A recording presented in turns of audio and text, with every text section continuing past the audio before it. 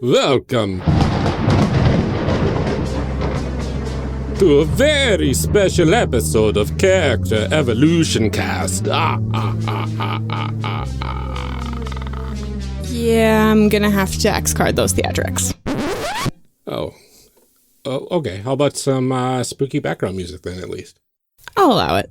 All right. Well, as I was saying, this special episode of Character Evolution Cast is all about safety at the table, just in time for Halloween, everybody. It's very spooky. Yeah, very spooky. And our brief demonstration here showed one of the tools in action. But before we dive into this expansion from last week's episode, we have a few announcements. One thing I will note quick, we'll be adding links and information to our Session 0 document as we get more of them, like the original source for Senda and Phil's safety system that we mentioned in this very episode. So keep an eye on that at session0.charactercreationcast.com. Next up, a catacon is less than 2 weeks away. Woo! Woo!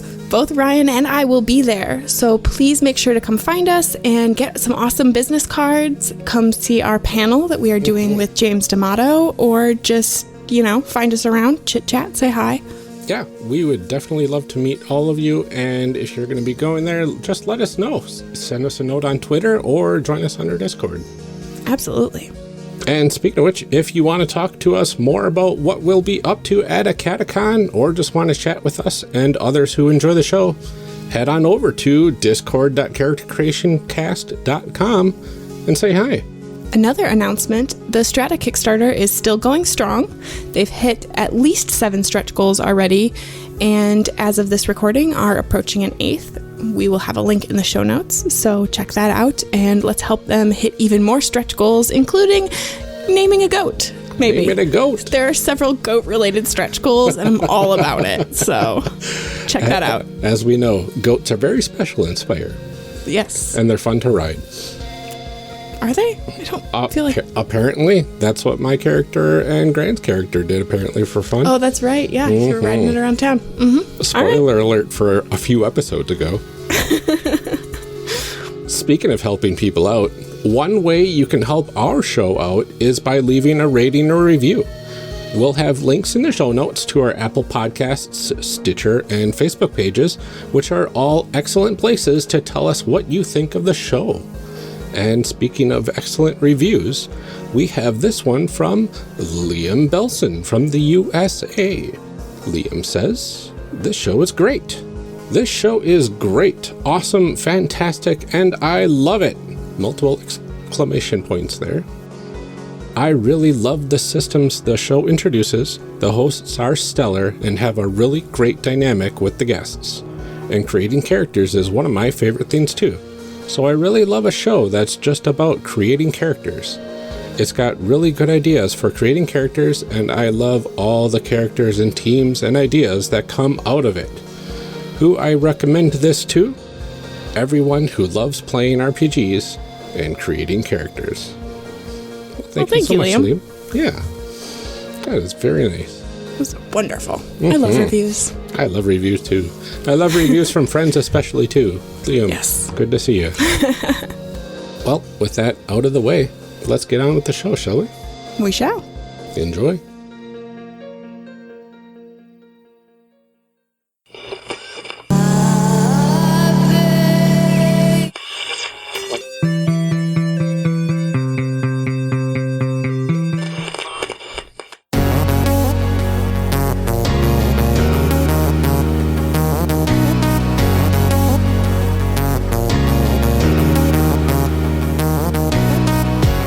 Welcome to Character Evolution Cast, a show where we discuss what to do with all those characters we just made.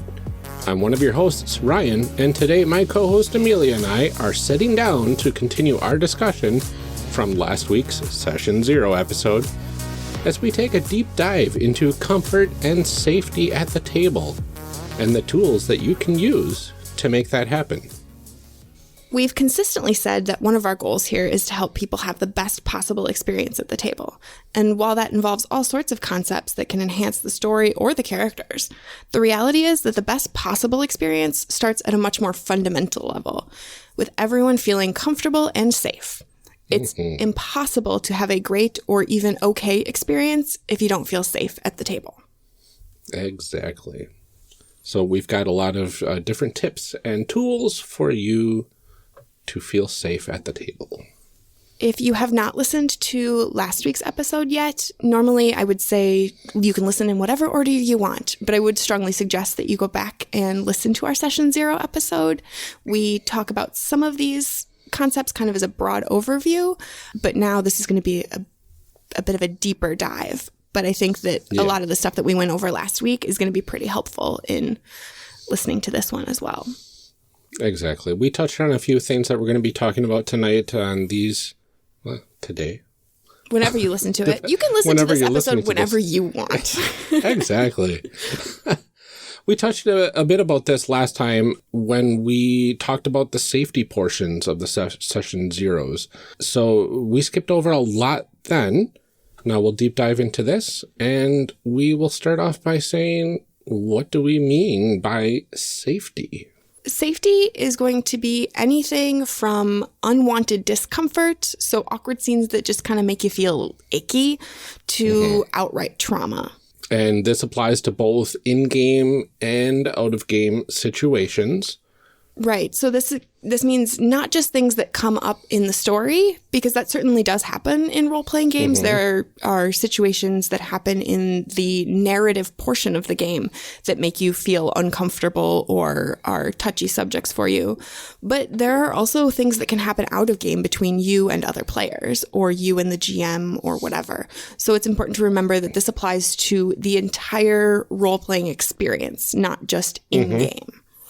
Yeah. In-game, at the table, away from the table. It doesn't matter what type of safety you're talking about. It's all important to have the right tools so you can navigate the situation in the best way possible. Absolutely. Topics that could be triggering issues of personal character autonomy, forcing people into situations that they're not comfortable with. These are all sorts of things that are pretty unsafe sorts of activities, either at the table or away from the table. Right. And when we talk about safety, physical safety is slightly less of a concern in tabletop RPGs versus something like LARP, let's say, but it is still a factor. And so I want everybody to keep in mind, too, that we are talking about not just your mental safety and comfort, but in some situations, your physical safety and comfort as well. Exactly. I mean, you could be playing with a group of friends. You could be playing at a local game store or at a convention with complete strangers. And these sorts of things still apply.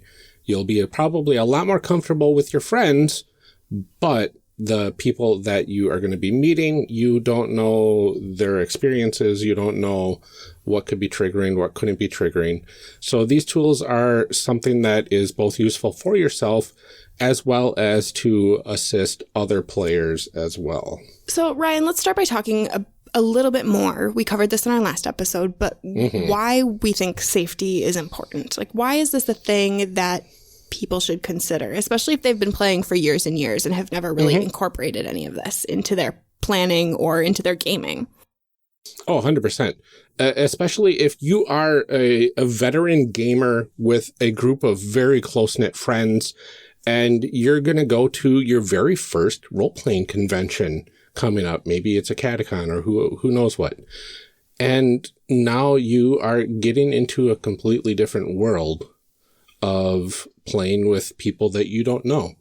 Your comfort level is going to be completely different than everybody else's at the table. It's very important because we need to be able to have a standard set of tools that we can access in order to have a more fun experience at the table for everybody. That's pretty much what it boils down to. We play role-playing games for all sorts of different reasons. Some people want to have a very serious game. Some people want to have very fun games. Some people want to have very dark games. And all of those are valid ways to play, but you don't want to play, or you don't want to decide to play a very dramatic game that leaves you extremely emotionally drained and not have safety kind of in the back of your mind during play, because when you get deeper into that sort of stuff, it's going to bring up a lot of different emotions that could easily lead into something a lot more triggering for some people. I think one of the really cool things about these kinds of safety tools is that you can have them all available to you, and maybe you never ever use them. If you sit down to play a game and you say, like, I want a game that has a lot of bleed and is really dramatic, and I get to do all of these really emotional, heavy things, because those are the kinds, we've talked lots, those are the kinds of games that I like to play. I may never end up using any of those safety tools. I've played plenty of like emotional games, and I have not ever personally needed to use an X card. But the fact that it's available to me immediately makes me feel more comfortable getting myself into that headspace, right? Like I can say, this thing is there if I need it. It's a safety net. And so just knowing that that's there already increases my level of comfort. And so while we want people to use these tools and we want people to have them available if they need them, there's also something about just knowing that they're there. And it's also really comforting to know that you can use these tools against yourself. If you happen to try to push your boundaries in a scene and you start bringing something, you're like, okay, I've got these safety tools. I know if I go a little too far, or if we go a little too far, I can bring out the safety tool and I'll be fine. If you push yourself to the edges of your comfort level and the scales tip slightly over the edge, you can definitely use that X card on yourself or whatever sort of safety tool that you're using on your own descriptions in order to rewind the game and say, let's take a beat. I went a little too far and got a little too into the scene, so it's good to step back and know that you can push yourself and still have a safety net to fall back on and not have to commit fully to the sorts of things that you're trying to do in a deeply emotional game like that. Aside from also being just basic human decency, I think that this topic is important because while we are playing with imaginary characters in an imaginary world, the discomfort and hurt that we can feel from things going wrong or having a bad experience or just even something, like I said, that feels kind of icky is a very real experience. That's something that we take away from the table even when we walk away. So while we don't take away any kind of like injuries or anything like that from that are, that our characters are dealt in these games, the emotional hurt that we can take away is still very real, and it's a very possible thing for us. And so I think it's really, really important to have these kinds of tools in place to make sure that doesn't happen. You don't know what other people have going on in their lives. And as a player, you can't always prepare for what will come up in a game. So talking about safety and comfort openly and honestly ensures that everyone gets to have a great experience at the table, which is the basic first rule of role-playing is you have to be having fun. And if you're breaking somebody's safety, that person's no longer having fun. And that's breaking the first rule of role-playing is play to have fun. Absolutely. And, like I said before, too, that we use the term safety here pretty broadly. This is just your general comfort level with the situation.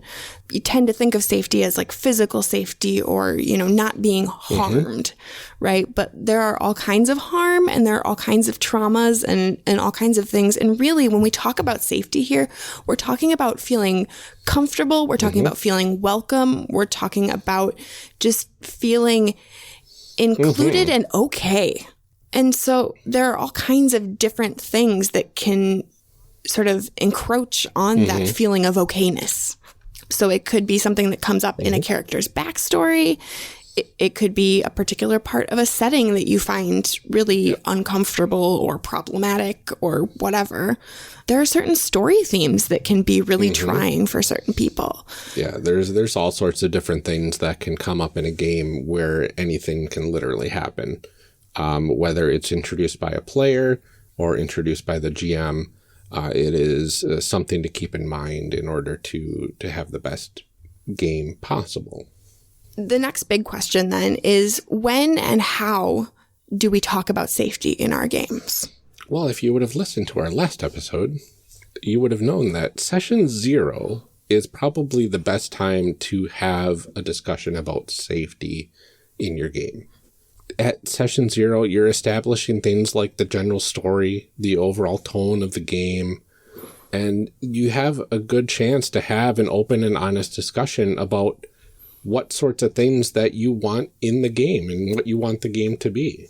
Absolutely. I'm going to call out my group because we literally just had this discussion earlier today where somebody said, hey, I have this thing that I want to be part of my character backstory. And this is a thing that we may end up exploring in the game. Is everybody okay with that? And, last time we talked about like your hard nose and your soft nose, right? Those things that are kind of okay, but like, let's talk about how it's going to come up. And this for me was one of those things where I flat out said, you know what? I'm not okay with it being portrayed this way. If it is going to come up and you feel like it's a very important part of your character story, I'm willing to talk about how that gets portrayed and what sort of things we do with that. But it was a really valuable discussion to have and to be able to say, you know what? No, I'm not okay with this. Or I'm kind of okay with it, but is this a thing that we can work out together? And I was really I'm really glad to be in that kind of group where we can have that kind of discussion, because if I had gone into that game blind and this player had this story worked out, for me personally, it would have been really traumatic. And so it's so important before you have these games to sit down and say, openly and honestly, are we okay with these things? Or for you as a player to say, I'm not okay with these things. Yeah, and that brings up a good point. There's a lot of people that like to play this game pretty blind with only their character's perspective in mind, which usually means not knowing the other players' backstories, not knowing what sorts of things the GM is thinking of doing for the adventure. Not specifics or anything like that, of course, because no spoilers. Maybe. But, depends on your position. Depends. But if playing blind in terms of not having that sort of metagame knowledge is fine, as long as everybody knows everybody else's hard nose and, soft nose, I guess you could say.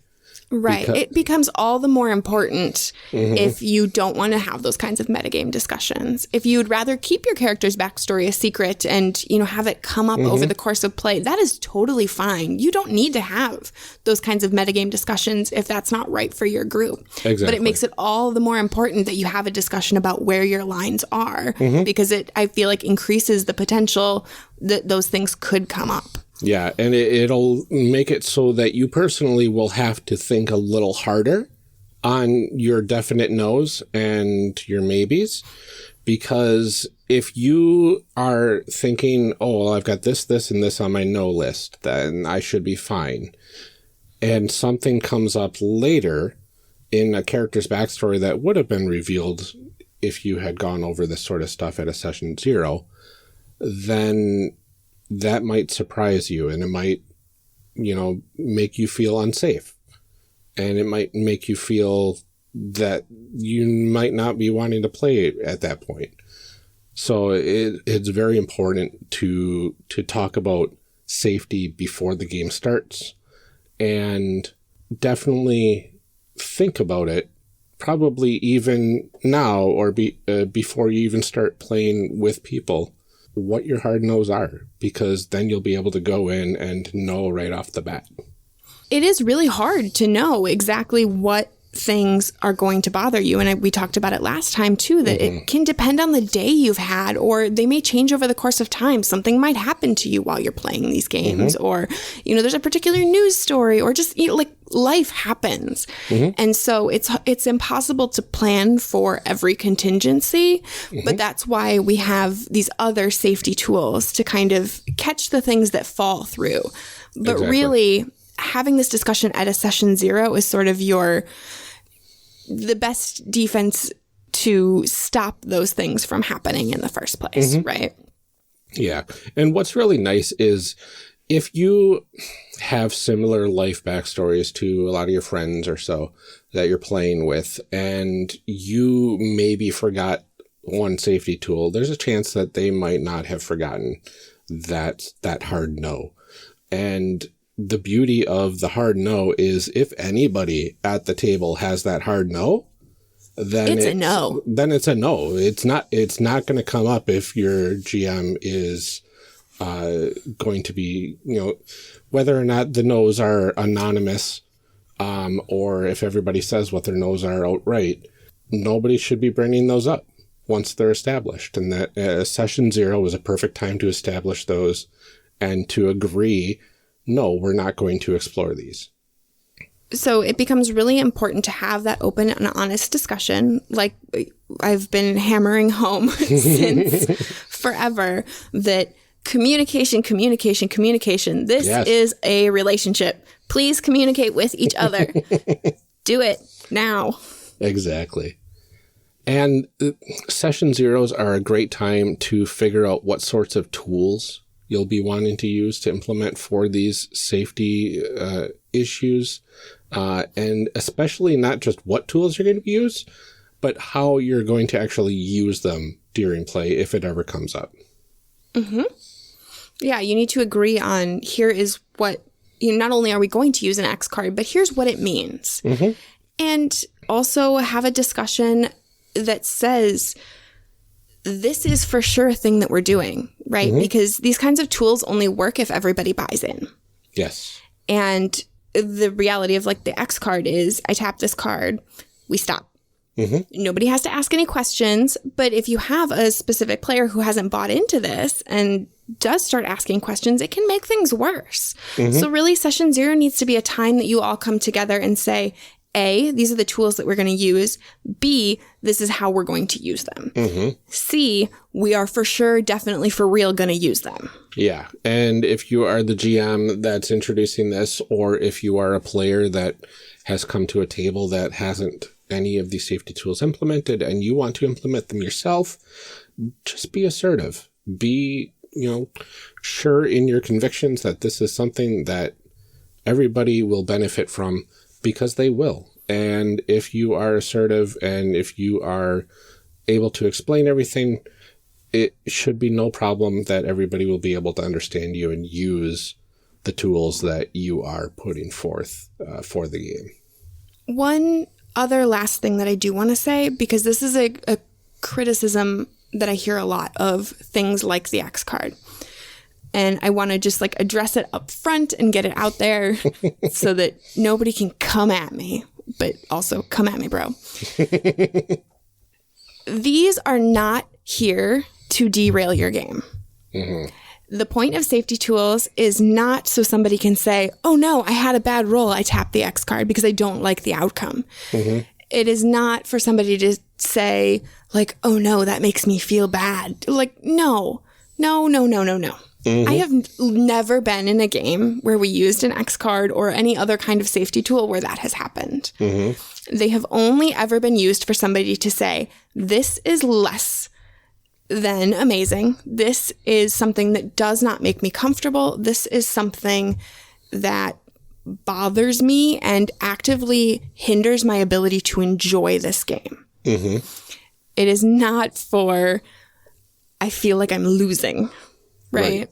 And I have never had a situation where it's derailed the game. I know that, like I said, there has been some criticism that I've heard from people that like it puts a stop to the story that the GM is telling or something like that. And that has never, ever been my experience with it. That is not the point of it.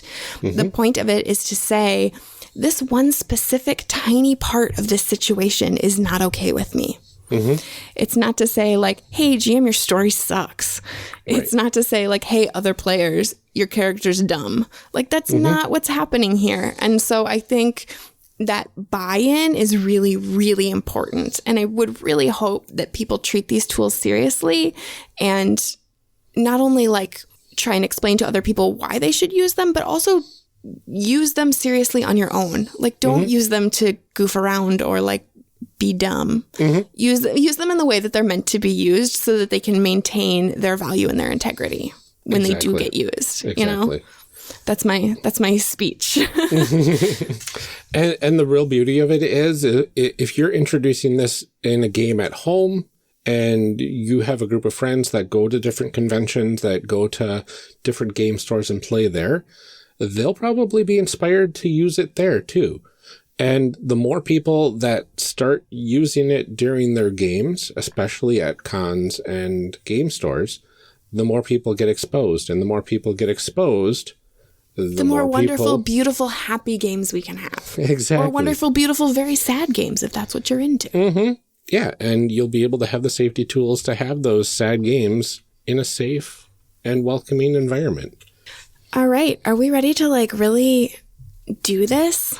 Ooh, yes, the meat and potatoes of safety. Yes. All right. So we've covered what you should do before your game. We are going to dive in and talk about specific tools that you can use while you're playing in the trenches during your game. Number one. Yes. The probably best known, I think, by this point. I mean, it's certainly the one that I'm most familiar with and the one that I've seen the most at con games and even in my home games. The X card. The X card. The X card. We definitely talked a little bit about this with Alex when we did our Starcrossed episodes because that is a built-in tool of that game. But the X card essentially is a card with an X on it. You put it in the middle of the table, and when something is not cool, you tap it. That's it. That's it. That's the whole mechanic. That's literally it. And it's great because you can take literally an index card or a sheet of paper, and it's 2 lines, / cross them in the middle, and you've got an X. Oh, whoa. Sorry. Run that by me again. I know. Okay. / cross them in the middle. Okay. And that's your X card. Oh my God. I know. Mind blown. So easy. And if you have a bigger table, it might be good to have multiple X cards on the table, just as long as they're within reach of everybody. Absolutely. That's a good point, too, because you don't want people to feel like awkward and called out. Yeah. Like, let me dive over the table. I got to X this. Oh, it's too far away. I'll forget about it. Like slow motion. No. Yeah. What makes the X card special? Like, simple. what makes it different than just being like, no, whoa, stop, hold up? Well, the great thing about the X card is it's tap it. You don't even have to say anything. Tap it, hold it up, and automatically you have a stop to what has happened just recently, and it gets erased. Something happens, you tap the X card, that something no longer happened, and you get to replay it in a different way if you like. Definitely. I think the beauty of the social contract involved with the X card is that no one should have to explain why they feel that way. Yes. And that to me is the most important part. Zero Not only just being able to stop and say with that, by that simple motion of like tapping that card, saying, I'm not okay with this. But the beauty of like, we all agree that we stop, that's it, we move on. Yes. And, for me, not having to explain that is wonderful, because I think that a lot of times when you have to like explain to people like why something bothers you, it furthers that feeling of helplessness and discomfort and all that kind of stuff. So it's really beautiful to not have to explain. That doesn't mean that like if you are comfortable explaining and saying, you know what, here's why this thing bothered me. Yeah. just to sort of prevent it from coming up again in the future, you certainly can. There's nothing that says that you can't explain it. Yeah. But you should never, ever feel obligated to. And that, to me, is like one of the most important parts of this tool. Right. Now, that's not to say that you may not have to explain what bothered you, because there might be something kind of obscure about the scene that didn't really sit well with you at all. I can think of when I was running a game for International Podcast Month. I did a horror game, and one of the questions I asked beforehand is, what sorts of things will you absolutely not want to see in a horror game, because that's really important. And being right around Halloween, I'm sure a lot of you will be playing horror games relatively soon. So if they did not say some of their rather obscure, like, horror tropes to avoid, it may have come up in play. And since there may have been a lot going on in those scenes, we don't know exactly if it was the zombie without a head running after you that said, no thanks, or the guy that got a knife in his eye. Yeah. You know? Absolutely. Yeah, sometimes you do have to specifically say, like, this is the thing that bothers me. Yeah. But you don't have to say why. And so it's, like I said, that's the beauty of this social contract, but it is a social contract. And that goes along with that session 0 discussion of how we will use these tools and agreeing that we'll use these tools, the understanding that you don't have to explain, and that nobody, you know, like, that you as another player outside of the person who tapped the X card should not ask any questions either. Because there are times too where, you know, somebody asks me a question and I feel obligated to answer, you know? And so I don't want to be put in that situation either. So don't put people in that, you know, in that position either. That's really, really important. Yeah, there are a lot of people out there that are just natural people pleasers. And if somebody pushes a little too hard, they'll probably, unbeknownst to themselves, answer and not enjoy giving that answer. But they'll do it because that's the type of person they are in life because of X, Y, or Z reason. So don't push it. It's as simple as that. Right. It always is, isn't it? It is. Just don't be a jerk, man. Don't be a jerk. Don't be a jerk. Yeah. Let people do their thing. Life lessons from Character Creation Cast. Yes.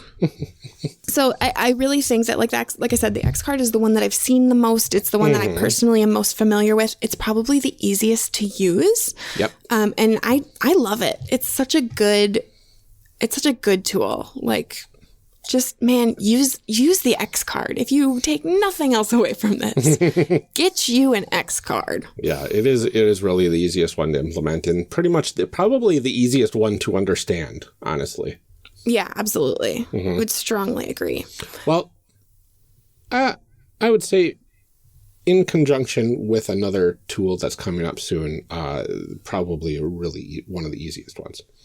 They're all pretty easy, honestly. That's true. Once they're explained, super easy. And that's what we're here for. Outside of the X card, another really cool tool is called Script Change. This one was developed by Brie Sheldon and is available online. I also put a link to it in our Session 0 document under our safety tools. But this one sort of expands a little bit on the X card and pulls in some other similar but slightly different tools. So this one has something that's it has rewind, it has fast forward, pause, things like that.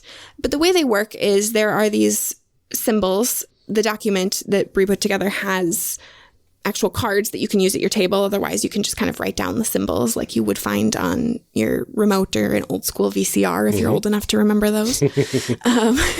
But the beauty of it is that, you know, if something does happen, you can kind of rewind and say, let's reset that scene. Let's start that whole thing over. It's not just this one particular thing I didn't like. Whereas, you know, the X card is kind of that like finite scalpel. You can say like this one particular thing was bad. This kind of allows you to go back and say, you know what, that whole event, it just didn't, like, let's back up and start over. Yeah. It also has fast forward, in which you can kind of say, you know what, this thing is coming. I want to just let's just jump past that. We can say that it happened, but I don't want to see it happen. Right. We talked a little bit, I think, last time about like fading to black. And this is kind of similar to that. You can say like, let's just skip over that part of it. But we'll say it happened. It seems to be the safety mechanic version of a veil. Exactly. Yeah. Yeah.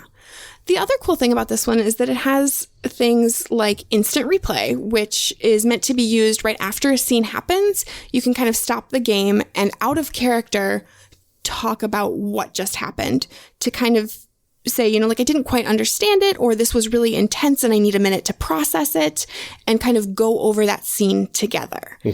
Which is, I think, a really cool tool, because there are times where you like have a really intense moment and you're like, I just need a second to like process that. And can we talk about it out of game? And so that's what this instant replay tool is for. The other really cool one that I love is highlight reel, which is meant to be used at the end of a session to talk about strictly positive things that happened, with the intention of helping people kind of feel out things that went really well and things to sort of bring forward in a session, which I think is so cool.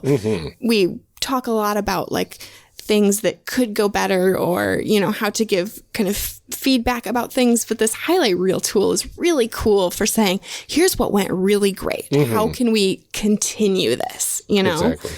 So like I said, this is kind of an expansion on the X card and sort of gives you other tools to kind of manipulate the game around that.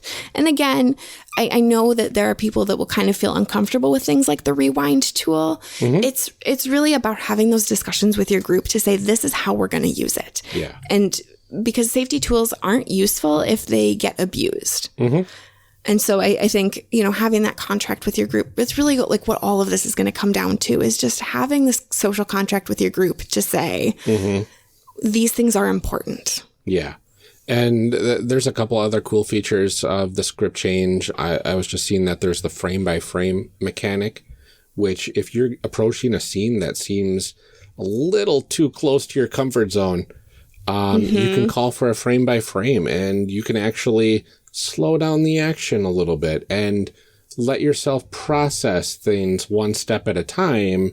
So that way it's not just one big gut punch after another hitting you into your uncomfortable veil area, I guess you could say. I don't know how to say that without it sounding completely strange. I mean, the beauty of this one is that it's perfect for those things that we described as your soft nose, right? And I think that it's perfect for those situations that I talked about in our Session 0 episode, where I said you need ongoing and enthusiastic consent. So this frame by frame tool is really good for constantly checking in and saying, okay, now we're here. Are we still okay with this? We move the scene forward a little bit. Check in again. Are we still okay with this? Yeah. Because for those things that are soft nose, that you have as a player have said, I'm okay with this if it's done the right way, constantly checking in is really important to making sure that it stays okay. Yeah. And so being able to kind of slow down the game and say, I want to make sure that we're constantly checking in with this is fantastic. There's a lot of different things that we talked about with the script change, but we definitely have links to that documentation available on both our Session 0 document and on show notes. So definitely check those out if you have any questions, or hit us up on Discord if you want, or on Twitter. It doesn't matter. Well, we will be happy to talk to you about safety tools anytime we are available.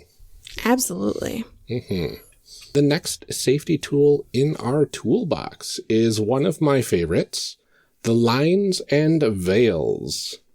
This is pretty simple. It's the hard line, which is do not cross. This is my no. This is something that we will not explore, period. And you don't have to explain yourself. It's just, this is it, accept it, and avoid it. And then there's the veils. This is your maybes. This is your soft nose. This is the stuff that I don't mind if this stuff happens in the game, but I don't want to play it out. A lot of people will use this for the much more intimate moments of a role-playing game. That's a really big example. Some people will be like, I don't mind if there's sex in my game, but I don't want to play it out. So let's fade to black. Everybody knows it happened. And then we'll pick up afterwards. And it might even be fade to black and we'll pick up, you know, in the aftermath of it. As long as the entire uncomfortable action that you're uncomfortable with doesn't come up. And that's perfectly fine. That's called a veil. It's just a fade to black to avoid uncomfortable stuff that still technically happens in your story. Right. And usually, I think the easiest example of those, like you said, is like romance or intimacy in games. They're things that like you wouldn't really put on your list of no's. I love romance in my games. I love, you know, those kinds of stories and that kind of stuff. I wouldn't put that on a list of hard no's, and I really wouldn't even put it on a list of soft no's. But when I get to the game and I'm looking at you across the table and suddenly I'm like, ooh, this is real weird. It's an agreement to be able to say like, okay, and we fade to black. I think that for me is the cool part about a veil too, is that it's not a thing that I have to decide ahead of time. We can be in the middle of the scene and I can say, and scene. Like that's it. We're good. Okay. And we pick up tomorrow morning. You know, that's the kind of thing that I don't have to define ahead of time, because those are the kinds of things that like I can say, yeah, I'm really totally cool with romance in games. And then when I'm looking at this person in the eyes across the table, suddenly it feels very weird. Especially if you like them a lot and it's just really awkward to pretend like them when you really, really like them. Oh, yeah. Pretend married. It's my favorite trope. Exactly. Yeah, that can be really uncomfortable for people, but I think that's the cool part about veils too, is that it can be a thing that you decide ahead of time. It can be a thing that's on your list of soft no's, but it can also be a thing that just as it's happening, you're like, nope, that's good. We're done. We don't want to rewind and say it didn't happen. We don't want to tap the X card and say, I'm not okay with this. We just want to say, I've seen enough. Thank you. Exactly. It's when you fast forward through the icky parts in the movie. Yes. Yeah. When you're watching that movie this is for when you're watching that movie with your parents. And that's what lines and veils are. Yep. What do you mean this is a hard R movie with a lot of very uncomfortable stuff? Oh man, I don't remember this from when I watched it with my roommate. Yep. That's what lines and veils are for. Another thing that I really like as a tool is the support flower. Yes. I think this is one that Senda and Phil talk about a lot in their games. And the cool thing about this one, again, much like the script change stuff, is that it has the ability to also say when things are going well. So the way this works is it's a 3-color scheme. It's yellow, red, green, like a stoplight, shaped like a flower. When things are going well and you want to continue to explore something, you can tap the green. When things are okay right now, but maybe we're edging into a territory that I'm not totally comfortable with, I can tap the yellow and say like, hey, let's just, keep an eye on the situation. And then the red is a situation where you would use something like the X card. You can say, nope, this is no good. Yes, exactly. And they talk about it usually as a form of active consent.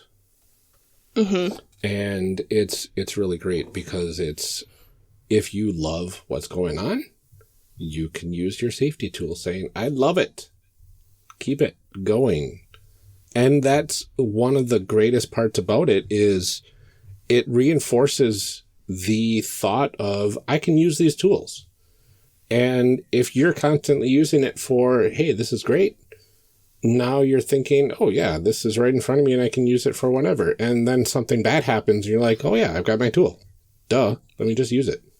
Yeah, that's really nice too, because I think that we have a hesitance sometimes, right? To put a stop to things, or to say that you're, you don't want to be the one that stalls things out, or, like there's there's definitely some social pressure involved sometimes. Yes. And you don't always want to be like, oh, I don't want to be the killjoy. I don't want to be the wet blanket of this game, right? Yeah. And so having a tool that allows you to say both yes and no and something in between kind of encourages you to get used to using the tool when things are good, so that when they aren't good, you're already like in that headspace. Exactly. Yeah. It's so nice. Yeah. It's amazing. Yeah. Ugh, I'm so excited about all these safety tools. I know.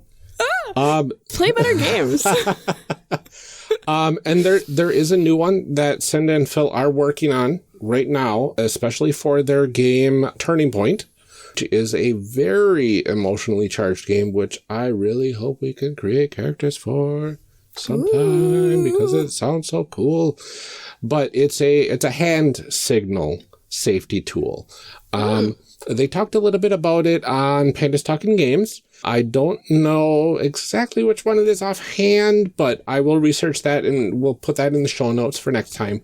But it has like a stop hand, is an okay to check in or something like that. There's a whole bunch of different things that you can use.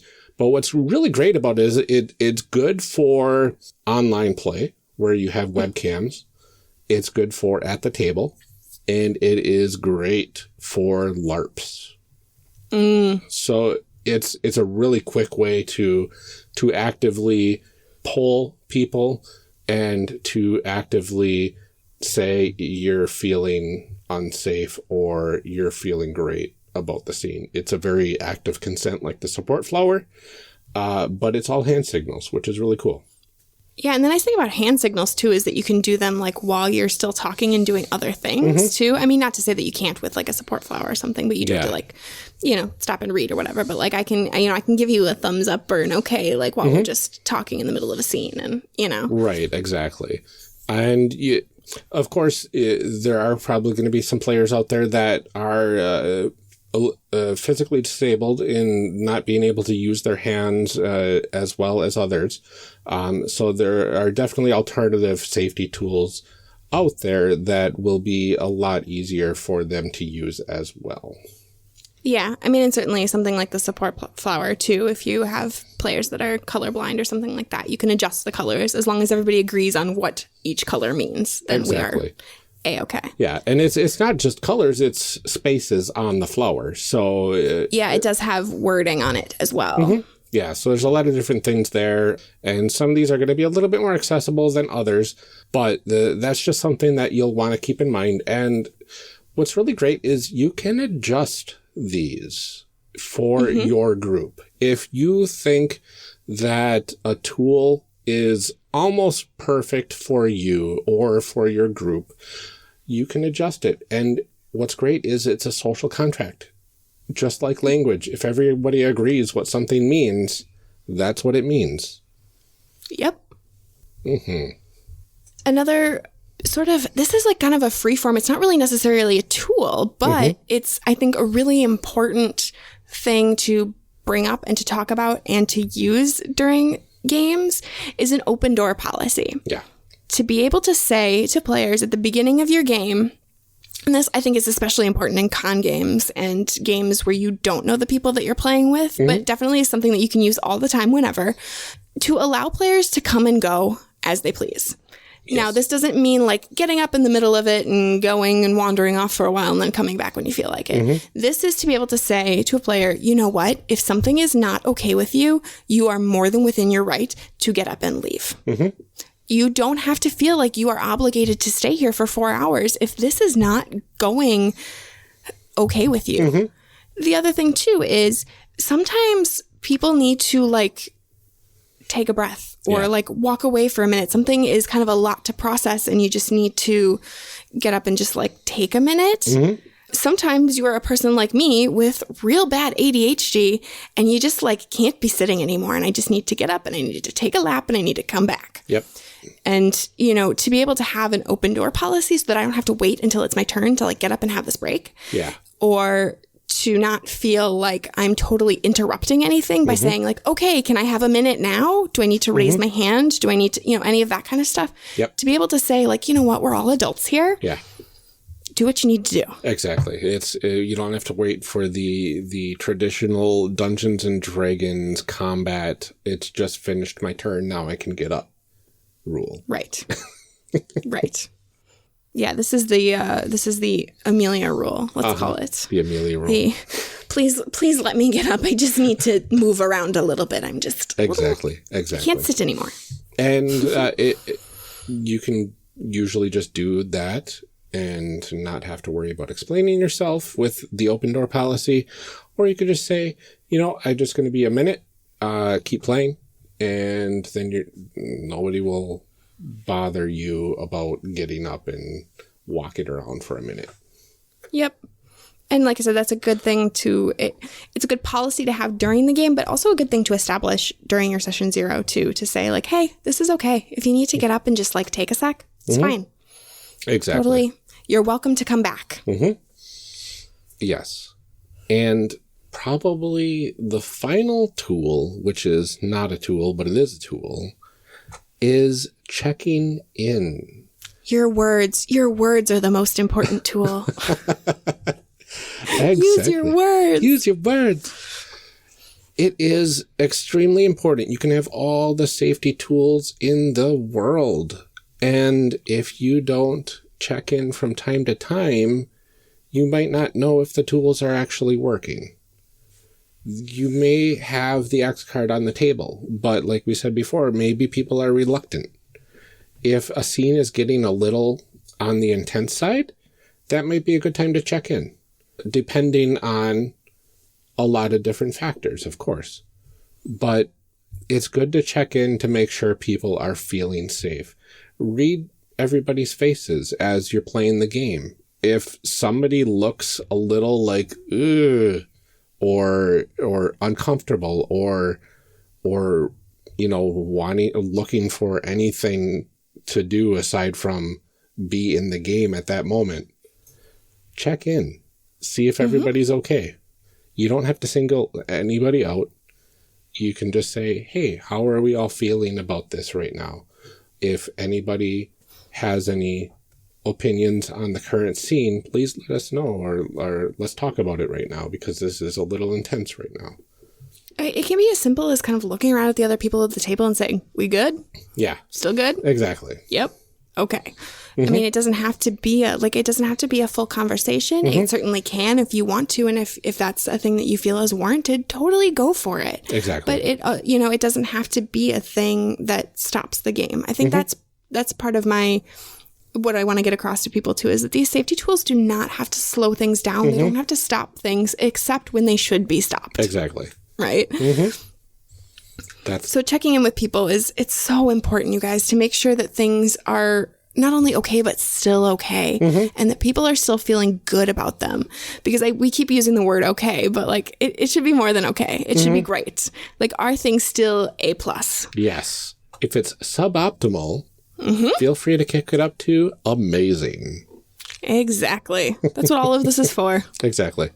You want your games to be amazing. One thing that we really don't have a lot of tools for, though, Ryan, that I do kind of want to talk about, because this is where the checking in becomes really important, is for like those out-of-game experiences. Oh, yes. There are times where you are at a table with people who are suboptimal. I have played in those kinds of games where I have been like physically uncomfortable. Not with what's happening in the story, but with the other people around the table. Yeah. They've made me feel uncomfortable or unwelcome. Oh, yes. And this is where something like the open door policy and checking in become really, really important.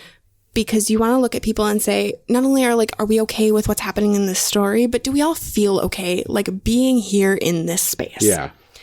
And making sure that everybody knows ahead of time in that session 0 that it's okay to go to your GM and say, I'm really uncomfortable with the way that this other player is treating me, or the things that they're saying, or, things like that. Because and you can certainly use the X card for something out of game too. That's really important to remember, that if a player is making comments or, anything like that, that you can certainly say, you know what? No, stop. Yeah. Not okay. Oh, exactly. It doesn't have to only be used for in-game stuff, but definitely you should establish some sort of line of communication or a way for your players or GM or whoever to have that kind of discussion and say, like, look, this other player, like, their behavior is not okay with me. Mm-hmm. And it's certainly a thing that we really, really hope doesn't happen to you, because it's really awful when it does. Mm-hmm. So step number 1, y'all don't be that person. Okay. Don't be that person. Step number 2, have some kind of line of communication or some way to discuss that and say, this isn't okay. How can we correct it? Mm-hmm.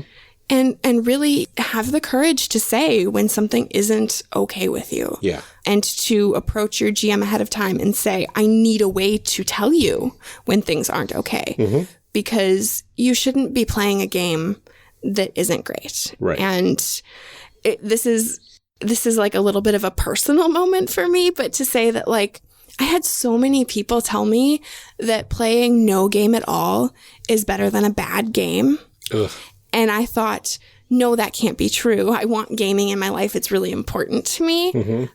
But y'all, it's true. Mm-hmm. Like, I stopped playing with this really awful group, and it was so much better than going and feeling uncomfortable week in and week out. Yeah.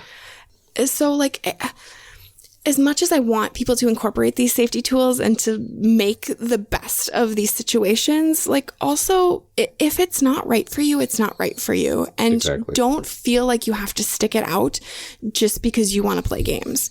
That's really crappy that somebody put you in that situation. And I am so sorry if you've been there. Yeah. But, like, there are good groups out there, and, like, don't put yourself in that situation. Don't be in that situation if you don't have to, and don't put anybody else in that situation. Yeah. And honestly, if you are the one bringing these safety tools to the table and nobody or a majority or even one person refuses flat out to use them or to agree to them, maybe that is a good time to use your own open door policy and head out of there. Because if somebody refuses to use even the most basic of safety tools, chances are they are not going to be the most safe player. If it's one person, it might be a good idea to talk to the rest of the group and say, hey, we're all on the same page here, but this person is not. What can we do about that? Maybe that can be salvaged. Maybe it can't. And maybe that person will have to go. Or maybe you and the rest of the group pack up and play elsewhere without that person. But the important thing is if everybody agrees to this wholeheartedly and not sarcastically, then you're probably going to be in a good, safe space with decently safe people, most likely. Yeah, I just, that's a thing that I really want to stress to people. And a thing that, like, I really want people to know, and I want people to understand, all of you, everybody listening, is worth more than that as a person. And your time is precious. Your opinions are precious. Your value as a human being is important. And if somebody is not respecting that, whether it's in a role-playing game or whether it's in life, like, don't waste your time with that. You deserve more than that. You are better than that. And you deserve nothing but the best. And so don't sell yourself short just because you want to participate and you want to be part of something. Find a group of people who will value you for who you are. And right now, with the internet and with the ability to hop in virtual games with so many different people across the entire planet, you can find a game as long as you can get access to the internet and maybe a microphone, as long as you can record or talk to other people online. You can play games. You can even do play-by-post, which requires just text. So yeah, I mean, and certainly, like, there are there are certainly plenty of reasons to have hesitation about things like that too. That like I personally have had a lot of hesitation to play with online groups. I only started like a year and a half ago, and I got really lucky that the people that I played with are now the people that I podcast with. Like I got so lucky there. But there are plenty of reasons to like feel sort of uncomfortable with that. Like I really honestly hope that we're building a community that can help people feel better about that. I think that the podcasting community around role-playing games has really been a lot more inclusive than the role-playing community as a whole. Yeah, it's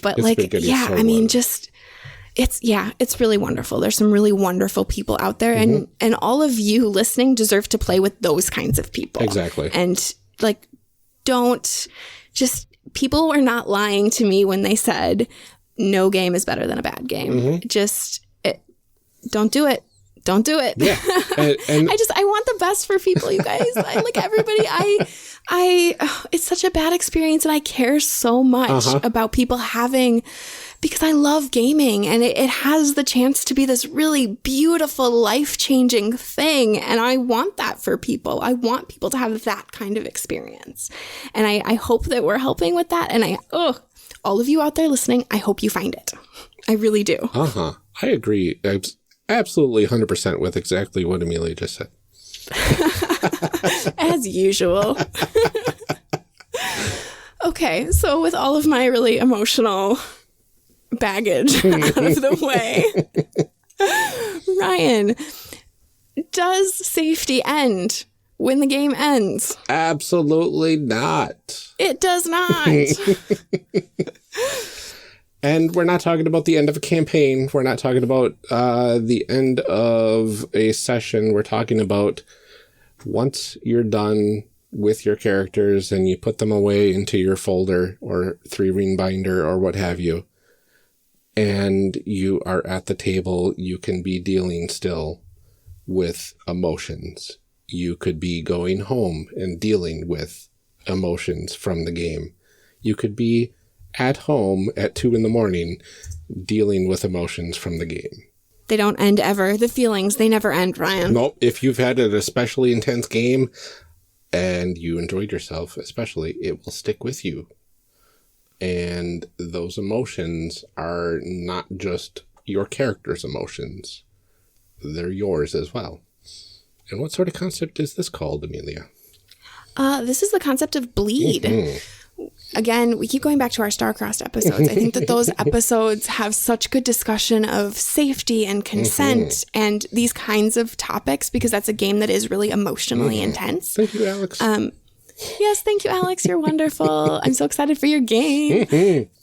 But those are feelings of bleed, of sort of internalizing the things that your character is experiencing, can be really rough. I mean, sometimes they're really great. Something really great happens to your character in the game and you also feel good. Yeah.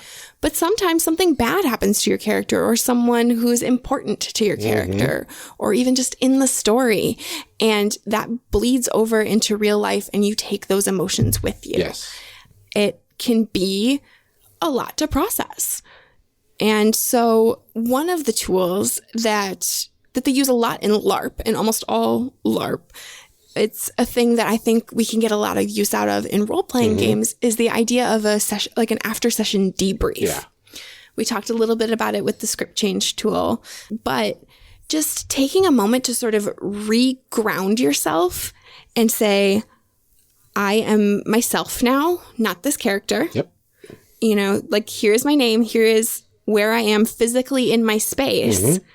And then to sort of have a discussion with your group about what things happened in the game, how you feel about them, how you want to take those things forward or not take those things forward, just as like your group after game therapy session, essentially. Exactly. Like, this is a good time to sort of remind yourself that I am myself. I am not my character. That is okay. Yes. That is good. And it doesn't make those things that I experienced any less valid.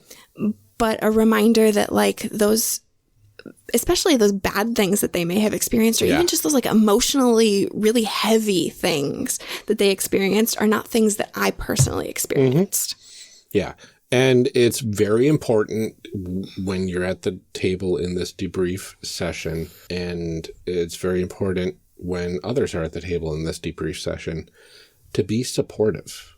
If somebody is feeling very intense emotions because of the game, regardless of the source, don't make fun of them. Don't bring out the, oh, hey, we're done with the game, so now we can joke around with each other, ha ha ha, sort of stuff. When somebody's trying to process through all sorts of intense emotions, because sometimes it's good to just live in those intense emotions with a supportive bunch of friends. Sometimes that can be really cathartic. Yeah. And if you have to cry, go for it, because if a game can make you cry, that's just beautiful. What a cool game. What a powerful experience and a powerful story that you guys told together. No, and I'm saying, if you're going to cry, if it's a good cry, let it out. Absolutely. Even if it's not a good cry, you can still let it out. But just make sure people know, I'm feeling this way because of it was really good. I feel really good about what happened. If you don't feel good about what happened and that's why you're crying, that might be good to bring up. And then everybody, regardless, support them. Be there for your friends. Yeah, it's just mostly important in this kind of situation. And as we've been saying this whole time, to be respectful of people's feelings and of their limits, and to know how to engage with those in a way that is going to be positive and understanding and comforting. And sometimes that's hard. Sometimes you don't know what people need. And in those situations, the best thing to do is ask. Because sometimes what that person wants is somebody to give them a hug. Sometimes you really don't want that. Sometimes what I want is somebody to acknowledge that I am feeling a specific way, and that is valid. Sometimes that's enough for me, is somebody say, yeah, I get where you're coming from, and you're right. Yeah, affirming someone's bleed is amazingly helpful in a lot of situations. Absolutely. And so really having a debrief can go a couple different ways. It can kind of be a formal thing that you do after every session. You do it in this certain order. You do it this certain way. And your group can kind of develop a way that works for them. There are certainly lots of tools out there on how to do a debrief. I've linked to one particular article about it in our Session 0 document, but especially if you look at websites that are specifically designed for LARPs, there's a lot of information on how to do a good debrief. But the other way is to just sort of have an informal conversation afterwards, if that feels more comfortable for your group, to sit down and say, how are we feeling about all of this? And just kind of have a really sort of relaxed discussion. Sometimes that's what you need to just sort of ease back into the real world after something that's been really emotionally intense. Exactly. And, like we said, the biggest thing there is just making sure that you are acknowledging and respecting the way that people feel. Don't look at somebody and be like, that's a dumb thing to be sad about. Don't be a jerk. It's not a real person that you're crying about. It's well, but in that moment, when you're really immersed in that, it can feel very real. It's just as valid as crying at a really good movie. It's just as valid as crying at a really good book. It in some instances, it's even more valid because you are putting yourself into some other character's shoes and sharing a very intense emotional space with that character. Role-playing has the ability to bring out empathy in ways that not very many other media has the ability to do, because it's one of the few situations where you are actively putting yourself in someone else's shoes and acting out a situation that has not happened to you. We can watch a movie, but in those instances, you're still watching that happen to someone else. Whereas when you are role-playing, you are actively part of that story. And so bleed is a very real thing that can happen, and it's a very valid afterwards to say, that was intense. Yeah. More of that, please, but that was intense. Right, but I still need to talk about it. And like, that's the thing too, is that bleed is not always bad, and having a good cry afterwards is not a sign that it was a bad thing or a thing that you didn't want. Or, you know, I've talked a lot about in our episodes, like the fact that I get a lot of satisfaction of playing out really emotional things that I can't in the real world, or that would have long-term implications in the real world. Yeah. But that doesn't mean, like, just because I enjoy doing those things does not mean that I don't still experience those intense emotions that are sometimes negative. Exactly. As long as you're not pushing the boundaries, which you shouldn't be with all the safety tools that you have implemented in the game. Right. Absolutely. Yeah. So like the debrief is sort of your last piece to say, like, are we all okay before we go home? Yeah. And what's really cool is even after you do go home, it's generally pretty cool if you have an open communication with your game master to talk to them a day or two later and say, you know, I'm still processing stuff from the game. Is it okay to talk about that? And if you're the GM, please have a open policy, if you're comfortable with it, of being able to be there for your players, because you're not just a group of friends. You're not just, you know, playing a game. You're not just telling a story. You're also there supporting each other. I mean, we're all human beings, and if we're not supporting each other, we kind of are not in a good place in the world. So absolutely. And it certainly doesn't have to be just directed at GMs too, right? Like, players support each other, because sometimes that's more powerful to me too, is to say, like, this character and my character went through this thing together, and maybe this player is feeling that way too. And so you can kind of have that discussion with somebody else who was in a similar situation. Having those discussions between sessions is really a really good way to kind of process things. Exactly. We talked about that in our last episode too, that sometimes you walk away and you're like, okay, I'm feeling okay. And then a day or two later, you're like, you know, I need to talk about this because I'm still feeling those feelings. Yep. You know, I need to process a little bit more. And there are lots of ways to do that, whether it's by communicating with another player or with your GM, if it's by, like, sort of journaling out some of those feelings, talking to somebody who wasn't in the game to kind of get their perspective on it. Those are all kinds of tools that you can use to sort of, like, I don't want to say set yourself right, but to kind of process a lot of stuff that's going on. And it's good to process things. Absolutely. Don't bottle it up, you guys. No. More life lessons from Character Creation Cast. Yeah, okay. You guys, I feel like this is a really... I'm also trying to stop saying you guys because I'm trying to get better about that. I'm going to have to, like, cut all of that. I've noticed every time. Don't worry. I know. I have too, and I catch myself afterwards. I hate it. I'm much better when I'm typing it. I almost never do it when I'm typing, but when I'm on a roll. Yes. Yeah. So, Ryan, this was a really pretty emotionally heavy episode. How are you feeling? Should we have, like, a post recording debrief here? How are you doing? I was a little shaky at first because I was a little nervous getting into a topic as important as safety at the table. But I got a lot more comfortable as the session went on. And at the end here, I feel extremely good about what we did here and what we covered, because we talked about a lot of really important things. And it makes me feel good that we're getting that information out there for everybody. I'm feeling really good about the things that we are putting out into the world right now. And I think that this is going to be really helpful to a lot of people. I hope that it's going to be really helpful to a lot of people. It was a little bit emotional for me, but I hope that people will take away from that I'm very passionate about this, and I just love them all so much. All right, everybody. I think that's most of what we have to say here. We do have some other additional articles and things that we put in our episode 0 document, which is already out in the world. Yep.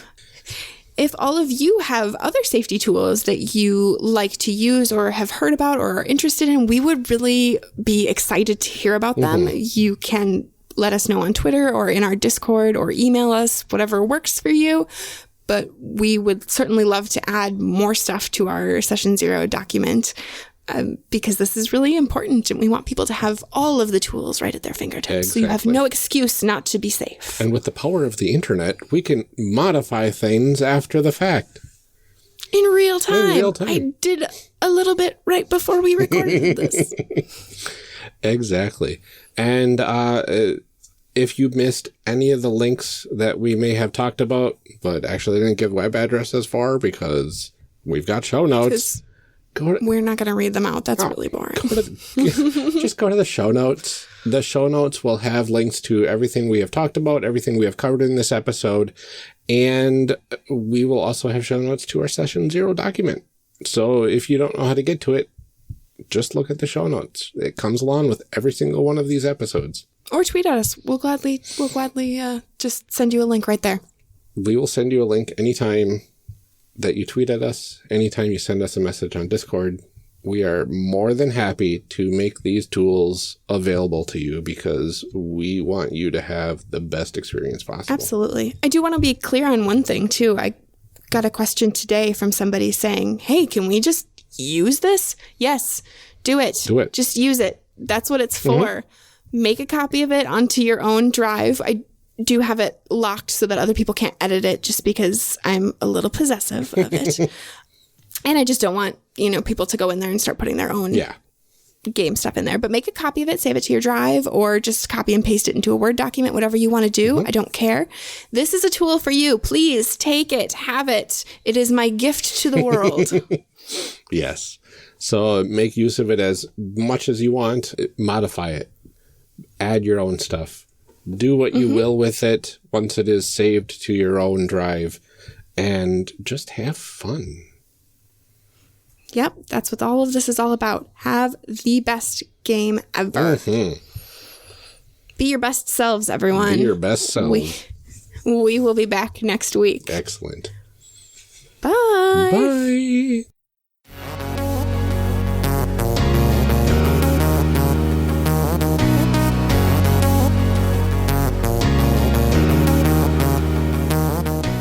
Character Evolution Cast, like Character Creation Cast, is a production of the One Shot Podcast Network and can be found online at www.charactercreationcast.com.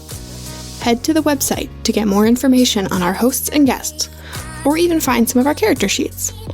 Character Creation Cast can be found on Twitter at CreationCast. I'm one of your hosts, Amelia Antrim, and I can be found on Twitter at Ginger Reckoning. Our other host, Ryan Bolter, can be found on Twitter at Lord Neptune. Music for this episode is used with a Creative Commons license, or with permission from the podcast it originated from. Further information can be found within the show notes. This episode was edited by Amelia Antrim.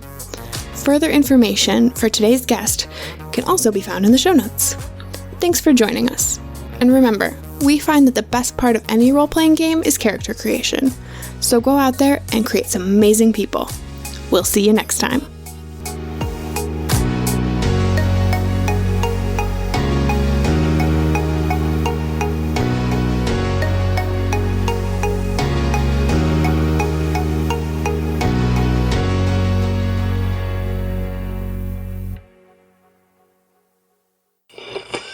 Now we gotta read some show blurbs. Show blurbs. Show blurbs.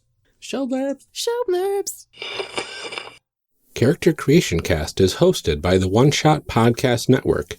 If you enjoyed our show, visit oneshotpodcast.com, where you will find other great shows like Modifier. Modifier is an interview show hosted by Megan Dornbrock, all about why and how people change games. From the hobbyist to the professional, from house rules to publication, we all have in mind a better way to play. What's yours?